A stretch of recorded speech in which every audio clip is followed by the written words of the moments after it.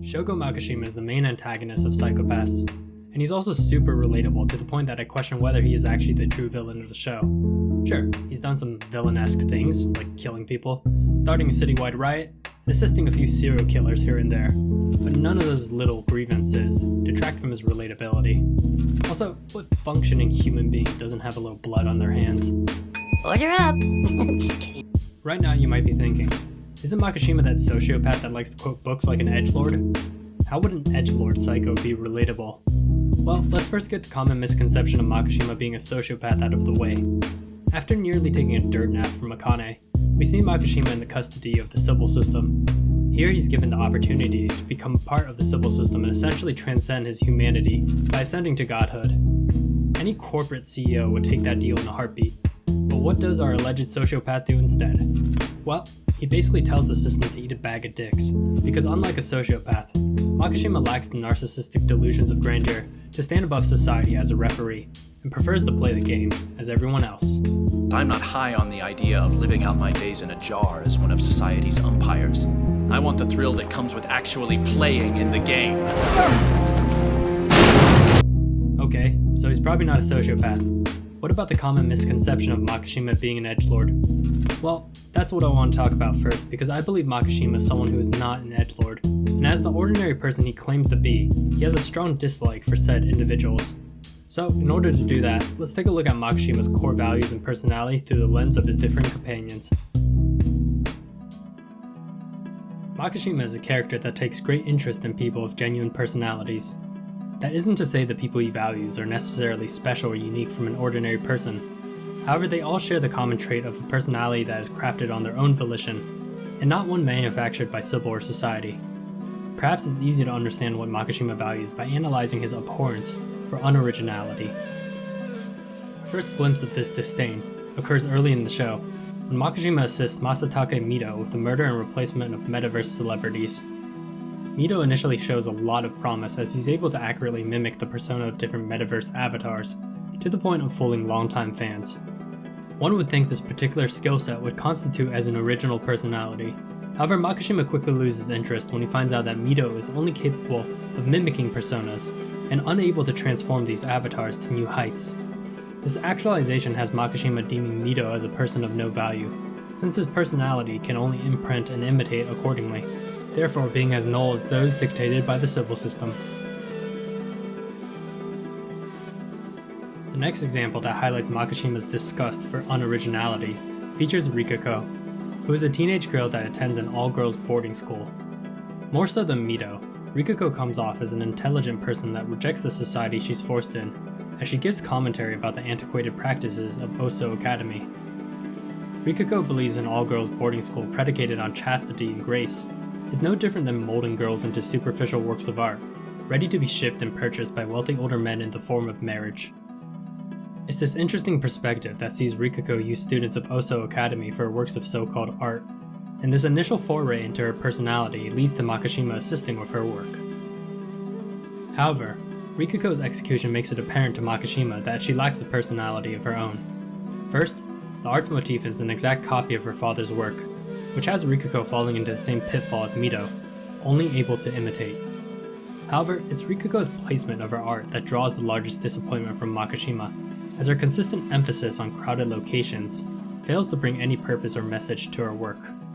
When looking at the similar crimes of Kozaburo Toma 3 years prior, we see that locations are half the message, as he brutally dismembered Sasayama while he was still alive, and then placed his dismembered body underneath a pharmaceutical advertisement that read, "Safe stress care will take you to a world without suffering." Toma's execution and placement had the purpose of conveying the ironic message that life is nothing but suffering. However, Rikako's execution and vapid placement of her art lacks any ironic message or twisted humor, and simply looks like a pretty work of art with no substance. Even Kogame notices how much of an edgelord Rikako is. The killer wants to be seen as profound, but he doesn't have anything to say. Rikako's superficial works of so-called art hypocritically reflects her criticism of Oso Academy's superficial practices, and this irony isn't lost on Makishima, as he comes to the actualization that Rikako herself is another vapid example of someone that lacks originality, and no different from a law-abiding citizen of Sibyl. To Makishima, Mito and Rikuko's lack of originality represents what he loathes about the Sibyl system. As stated in his final encounter of Kogame, Makishima describes Sibyl as a system that tames people by giving them a small slice of serenity in exchange for their sense of self and free will. This predetermined happiness, mandated by the system, caters to an environment of solitude, where people never question society or seek their own ambitions. It's this reason why Makishima thinks people only have real value when acting on their own impulses and desires, and the same reason why Makishima declares Sibyl a system unworthy of judging others.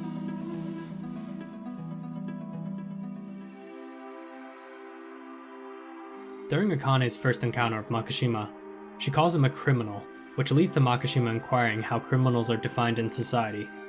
According to the Sibyl system, good and evil is determined with a cymatic scan that analyzes the body's biological force field to figure out how a person's mind works. This assessment disgusts Makishima because free will is stripped from the equation, as he believes people should be determined good or evil by the choices they make. I think people only have real value when acting on their own impulses and desires. When Makishima says people only have real value, acting on their own impulses and desires, he doesn't mean therefore they are worthy. He simply believes a person's true nature can be better assessed or given value when analyzing the decisions they make on their own volition. With Sibyl, a person's true nature can never be assessed, because a person's true nature is rarely given an opportunity to manifest. Is this reason why Makishima enables crimes? Is this the reason why he abhors unoriginality? And is this the reason why he deems the system unworthy? Makishima goes on to prove his point to Akane, when Sibyl fails to judge him despite his partaking in the murder of her friend. Like many people in today's society, Makishima asks the question, who has the right to judge? But goes further by saying, this system has failed the people, therefore it does not have the right to judge. And Makishima is more or less correct in his assessment when looking at the characters Sibyl deems as latent criminals. First, we have Masaoka, who was a detective before the implementation of Sibyl. After Sibyl's implementation into society, Masaoka grew angry at the system as he was handed a gun that could speak and do his work for him.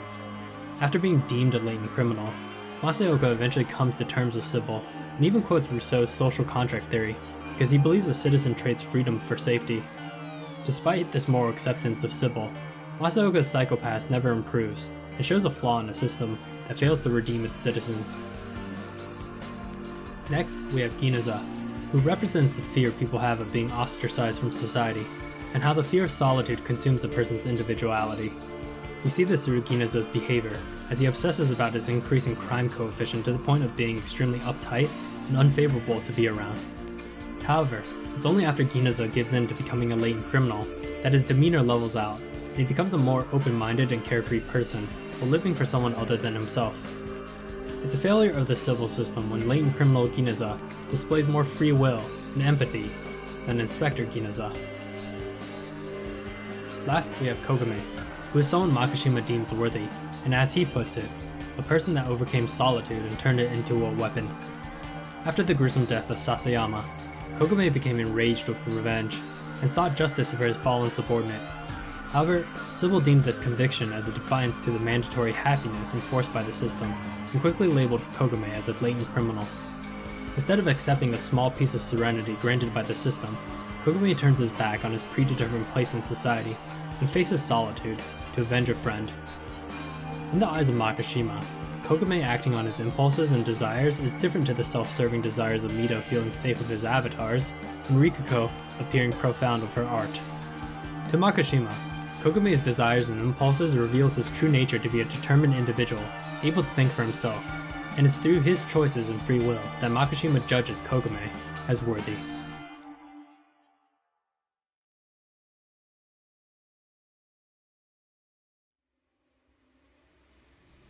In summary, Makishima is an ordinary person and as much a man of the people as he claims to be.